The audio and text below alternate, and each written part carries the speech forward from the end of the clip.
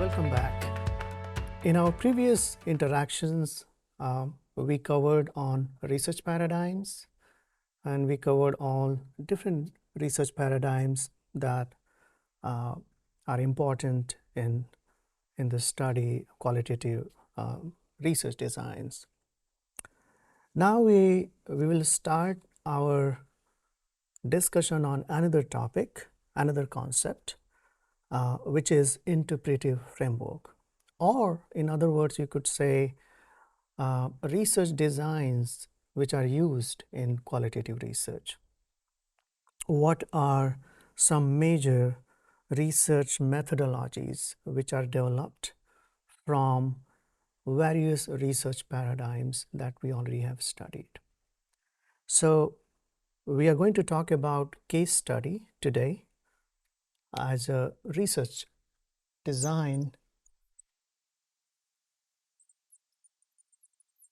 in qualitative tradition. So thinking about qualitative research, there are 5 main traditions of conducting research in qualitative tradition. One is phenomenology, another one is case study, grounded theory, narrative inquiry, and ethnography. These are 5 main approaches which we commonly see being used in social sciences when it comes to using qualitative methodology for research.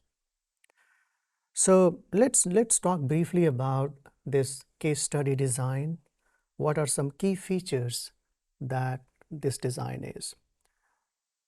If you remember, in our first interaction, we talked about how research paradigms govern a research design, and we use the word interpretive frameworks. So when I say case study is a research design, qualitative research design, or if I say it's an important interpretive framework, I mean the same. It's the same, referring to the same thing, whether case study methodology, case study design, or case study framework or interpretive framework. So let's talk briefly about this case study design. A bit of history. Case study design, in the beginning it started in quantitative tradition, not in qualitative, and it was used mostly, started with medical science research where let's say there is a rare disease and it's hard to find enough number of participants to conduct a quantitative study. So researchers used case studies to study an in-depth exploration of the phenomenon they were interested to study. And later on, social scientists started using this in exploration of social phenomenon. And the idea was same, because it's very hard to sometime with some cases to find enough number of participants to study, to design a quantitative study. So case study started like that, and then it was adopted in more social science studies to develop, to gain insight about the phenomenon in a more in-depth fashion. So when you think about a case study, some of the features, important features, are it helps you to have an in-depth exploration, because when you think about case, you are taking one case, maybe a couple of cases. So because the number of participants is very small, you have the opportunity to go deeper into the phenomenon. So have an in-depth exploration of the phenomenon. Also, since it gives you an in-depth exploration, uh, opportunity, you also have an opportunity to study specific and complex cases, which sometimes it's very hard to do in quantitative design. So since there is one case, maybe a couple of individuals, you have the opportunity to go deeper and understand the complexity of the phenomenon. And another important feature of this case study design is it's give you like a real world context.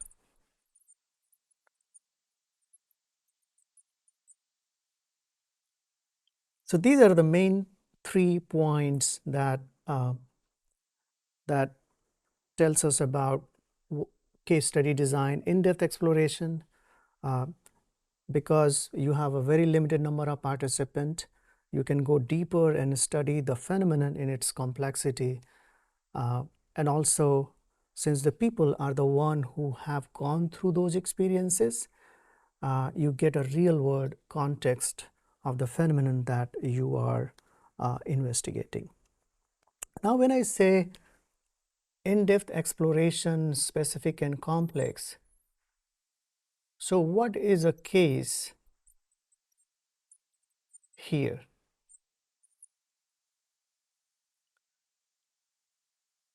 When you say case study, so what case? Now, oftentimes the first thing comes to our mind, a case means a person who has gone through certain experience, and we want to capture, understand that experience in depth. So we say an individual. And that's true. In, in case study design, we can have individuals as a research participant or a set of individuals to, to explore their experiences uh, in a deep and however, we can also have uh, an organization.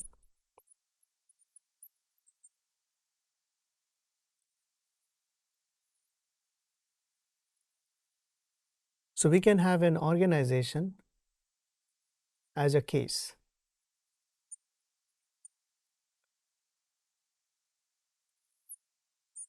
An organization could be, let's say, a school. Organization could be a company, a social organization. So it could be anything. It could be an organization, a unit that we can explore in detail. Further, we can also, case means that we can study an event or an incident.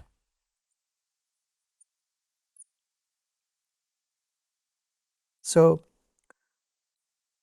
so when you think about a case, it could mean three things. Number one, we can, case means a set of individuals, one individual, maybe two individuals, three individuals, and I'm conducting study with these individuals as a case. A case could also be an organization, meaning that I can study an organization as a case. For instance, let's say I can say that I want to study leadership style and decision making at a software company. It could be a company and maybe a set of companies. So that is my case. An organization is the case here.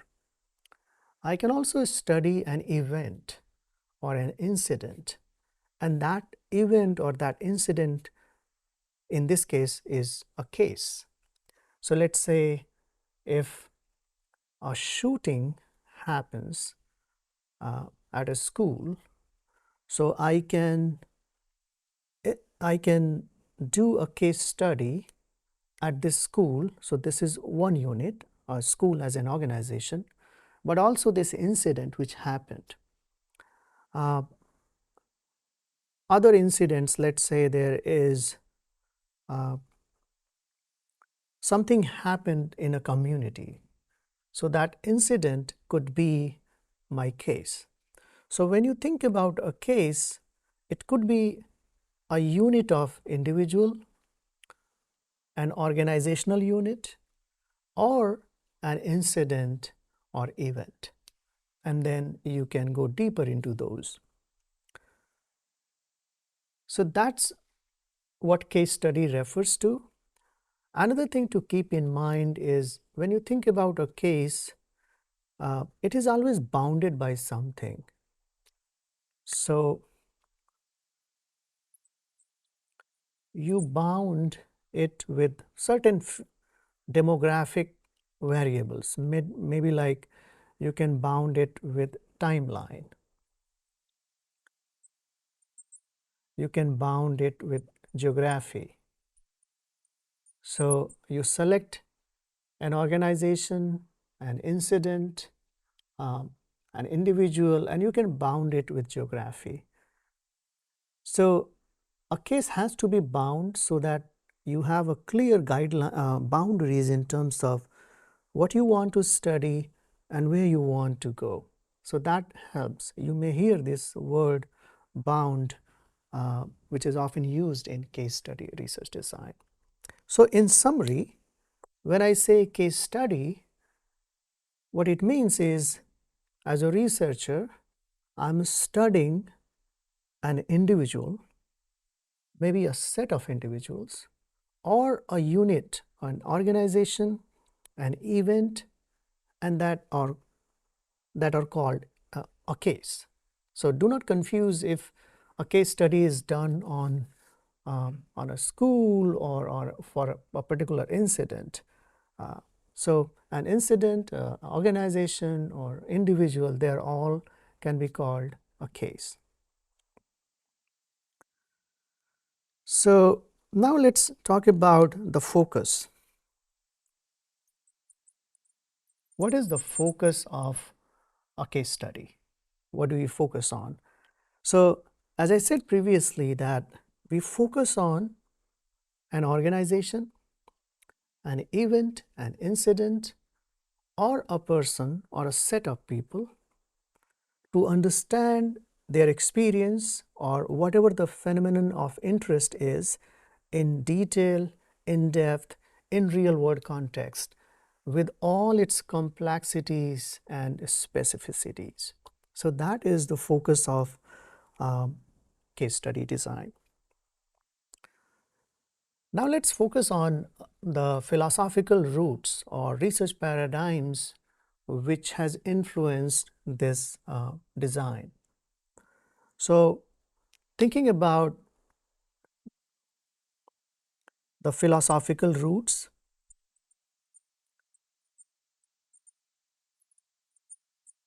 it is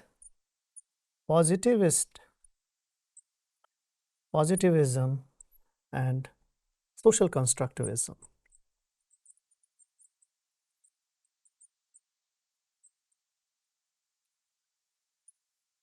As I said in the beginning, that case study as a research design started from medical research, also research in medical science. They used quantitative data of a patient or a person who might be having some infection or all those. So they collect all these data points, and those obviously data are quantitative data. So that's where what it means when you say positivism, that there is one single objective reality and you can understand the reality by an objective measurement and and observation.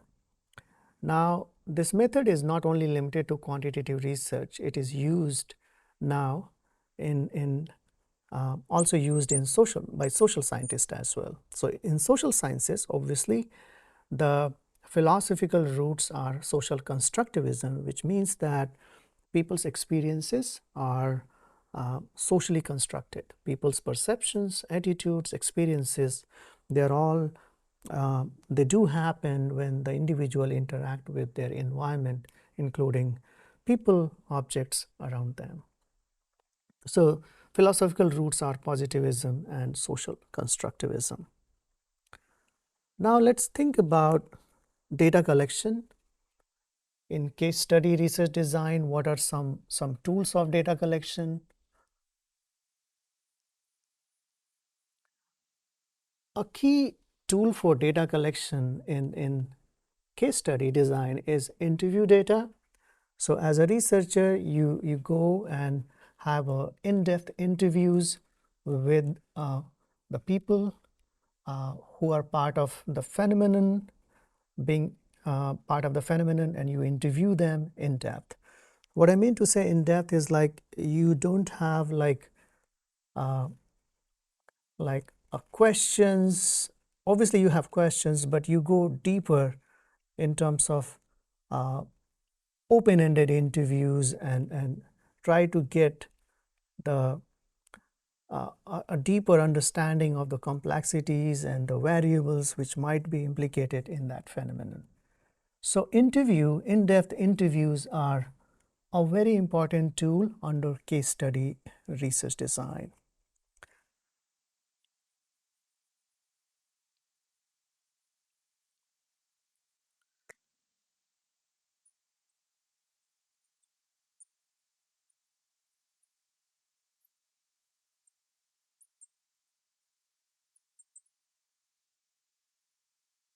Another tool of data collection in case study is document analysis.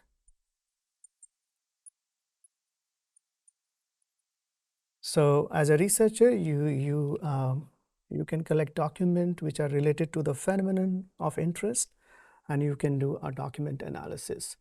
I read a case study of a school shooting where researchers collected documents where people, teachers in that school, their eyewitness recordings which were part of the court documents, and they accessed those and they did a document analysis along with conducting interviews with some of the staff, administration, and teachers at the school. So interviews, document analysis. Also in case study, uh, researchers do observations. So let's say if I'm doing a study of a corporate organization about their leadership style, I can do observations. I can go to the meetings of the company managers and see how they are engaged in discussions and how they are making decisions, and how what is their leadership style looks like in practice. So observation is another important tool in data collection. Another important one is artifact. So artifacts is like any material, any object related to the phenomenon that I'm interested in, and I can collect and I can take pictures and I can do an analysis of those artifacts. So in case study, interviews, document analysis, observations, artifacts are the key methods of data collection. Now let's focus on data analysis.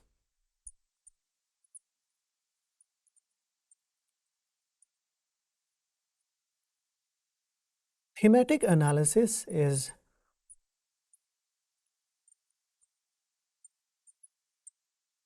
is, is conducted under case study. Thematic analysis, we will learn more about it, but briefly understand that thematic analysis meaning that you have the data and you you try to observe and see what are some common themes that are emerging from the data, which are common across participants. So there is a specific process to conduct thematic analysis, but understand that thematic is like the themes that are uh, emerging out of the data that we are analyzing. So thematic analysis is conducted. Also keep in mind that when you do thematic analysis, you do within participants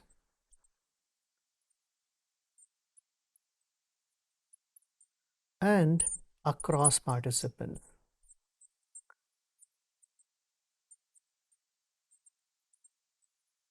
So within participants is like within the one individual. So if I'm interviewing a person and then I'm trying to understand and examine what are some key themes emerging out of this interview data from this person. And when I say across participants, it's sort of a comparison and seeing what are some common themes that are emerging uh, from all the participants. So those will be the common themes. So when you are doing thematic analysis, you are doing both within participants and across participants. And finally, the outcome of a case study is uh, you develop an in-depth understanding of the phenomenon that you are investigating, and you have the opportunity to understand this phenomenon in its all its complexity, all the different variables which may not be implicated in that phenomenon. Since you are focusing on a very limited number of participants or one organization or one incident, you go deeper and understand those complexities. So that's the outcome, that you come up with a very in-depth understanding of the phenomenon with its complexity, with all its different variables which might be included in that phenomenon. Uh, Another important outcome of case study design is it helps after some time, when you have enough number of cases, to develop a theory or maybe a better understanding for uh, designing a quantitative study. So you did a case study, you come up with certain themes, understanding of the variables which might be implicated in that phenomenon. And now, since you have a better understanding of the phenomenon, you design a quantitative study with more people so that you can have more power of generalizability of your findings. And as you know, in qualitative study design, whether it's case study or other research design, it is not meant for generalizations. So no aim for generalization. The main focus is understanding the phenomenon deeply in its complexity. So that's briefly about case study research design. Uh, as you design a case study and as you conduct a study, you will learn more about some of the nuances that it carries. But case study is a very popular both in quant editions and qualt editions. Um, Obviously, the methodology differs. In quantitative case study, you focus more on, not more on, but you collect data which is quantitative in nature. Uh, and in qualitative case study, you are more focused on understanding the experiences, understanding a phenomenon with its full complexity. Uh, so the case study is a very important and often used research design in qualitative study.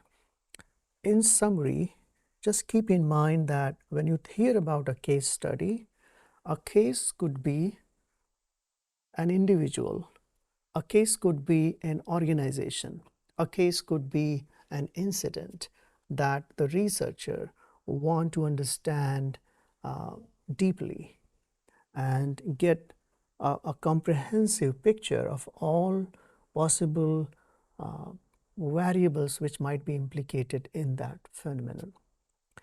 In terms of data collection, data analysis, as you said, interviews, document analysis, artifacts, observations are used. And then in terms of analysis, thematic analysis is a common practice used in case study research design.